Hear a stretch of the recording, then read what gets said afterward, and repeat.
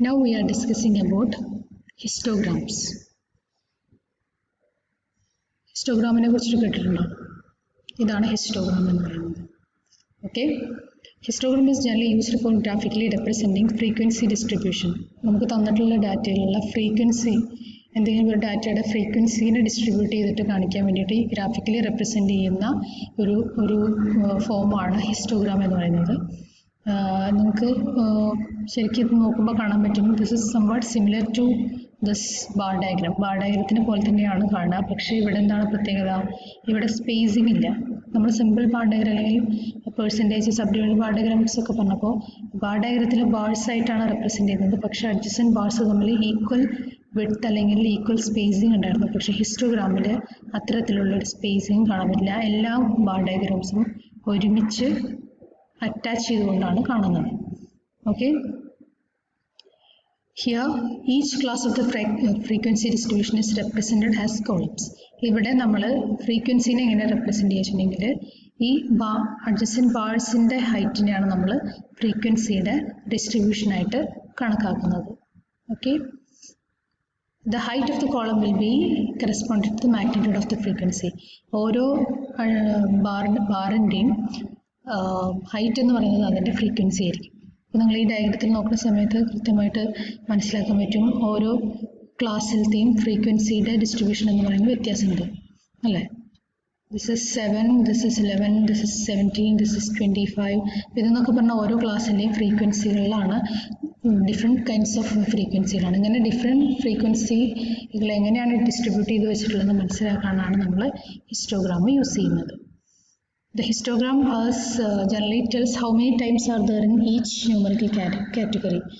Histogram എന്ന് പറഞ്ഞാൽ അതൊരു ഫ്രീക്വൻസി ഡിസ്ട്രിബ്യൂഷനെ മനസ്സിലാക്കാൻ യൂസ് ചെയ്യുന്നതായതുകൊണ്ട് എത്ര ടൈം ഒരു വേരിയബിൾ എത്ര ടൈംസ് അല്ലെങ്കിൽ എത്ര ഫ്രീക്വൻസിയിലാണ് ഒരു ഗ്രാഫിക്കലി നമ്മൾ റെപ്രസെൻ്റ് ചെയ്യുന്ന സമയത്ത് എത്ര തവണ അത് റിപ്പീറ്റ് ചെയ്യേണ്ടതെന്നുള്ളത് മനസ്സിലാക്കാനും കൂടി ഹിസ്റ്റോഗ്രാം നമുക്ക് യൂസ് ചെയ്യാവുന്നതാണ്.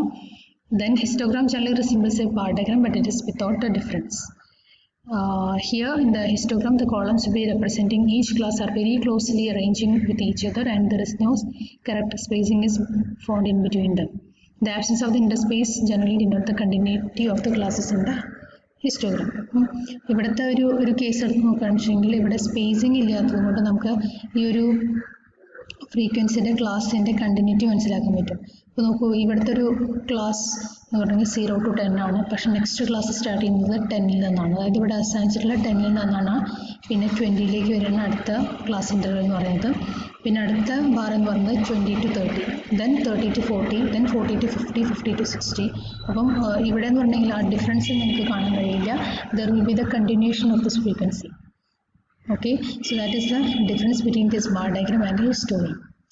അത് എങ്ങനെയാണ് നമ്മളൊരു ഹാർഡ് ഡയഗ്രാം ഹിസ്റ്റോഗ്രാം നമ്മൾ എങ്ങനെയാണ് കൺസ്ട്രക്ട് ചെയ്യുന്നത്? Here first of all we need to take the class intervals on the x axis. നമ്മൾ യൂഷ്വലി ചെയ്യുന്ന പോലെ തന്നെ ക്ലാസ് ഇൻ്റർവൽസ് എന്നുള്ളത് എപ്പോഴും എക്സ് ആക്സിലാണ് എടുക്കുന്നത്. അതിൻ്റെ കറസ്പോണ്ടിങ് ഫ്രീക്വൻസി നമ്മൾ വൈ ആക്സിസിൽ എടുക്കുന്നു. ഓക്കെ. ദെൻ ഈ ക്ലാസ് ഇൻ്റർവൽസ് എന്ന് പറഞ്ഞെങ്കിൽ ഈക്വൽ വിഡ്ത്ത് ആയിരിക്കും. അതുകൊണ്ട് തന്നെ there will be no spacing in between. Class ഇൻ്റർവൽസിൻ്റെ പ്രത്യേകത ഈക്വൽ വിഡ്ത്ത് ആയിരിക്കും. അതിൻ്റെ ഇടയിൽ സ്പേസിങ് ഉണ്ടാവില്ല. ഒരു ക്ലാസ്സിൻ്റെ ഇൻ്റർവൽ ഏതിലാണോ ടെർമിനേറ്റ് ചെയ്യുന്നത് ആ ടെർമിനേറ്റ് ചെയ്യുന്ന ബിഗിനിങ് പോയിൻ്റ് ആയിരിക്കും അടുത്ത ക്ലാസ് ഇൻ്റർവൽസിൻ്റെ സ്റ്റാർട്ടിംഗ് പോയിൻ്റ് എന്ന് പറയുന്നത്. ഇവിടെ 0 to 10 ആണെങ്കിൽ സെക്കൻഡ് ക്ലാസ് സ്റ്റാർട്ട് ചെയ്യുന്നത് 10ലാണ്. ഇവിടെ ആണെങ്കിൽ 20ലാണ് സ്റ്റാർട്ട് ചെയ്യുന്നത്. ഇവിടെ ആണെങ്കിൽ 30ലാണ്. സോ ഇങ്ങനെയാണ് നമ്മൾ ഹിസ്റ്റോഗ്രാം കൺസ്ട്രക്ട് ചെയ്യുന്നത്. അപ്പം ഇങ്ങനെയാണത് റെപ്രസെൻ്റ് ചെയ്യുന്നത് നോക്കാം. ക്വസ്റ്റ്യൻസ് ഇങ്ങനെയാണ് ഉണ്ടാവുക. Construct A histogram using the following data. അപ്പോൾ ക്ലാസ് നമുക്ക് തരും, ഫ്രീക്വൻസി തരുമ്പോൾ ക്ലാസ് ഇവിടെ എടുക്കുക, ഫ്രീക്വൻസി കറസ്പോണ്ടിങ് വൈ ആക്സിസിൽ എടുക്കുക. ദെൻ അതിൻ്റെ ബാർ ഡയഗ്രാംസ് ഇങ്ങനെ 0 to 10 ആണെങ്കിൽ 7 ആണ് വരിക. ഇവിടെ എടുക്കുക, ദെൻ 11 എടുക്കുക. ഇങ്ങനെ പോയിന്റ് മാർക്ക് ചെയ്തിട്ട് ഈ മാർക്ക് ചെയ്തിട്ടുള്ള പോയിന്റ്സിനെ നമ്മൾ സ്കെയിൽ വെച്ചിട്ട് ഇങ്ങനെ എന്ത് ചെയ്യണം, ലൈൻ ആക്കിയിട്ട്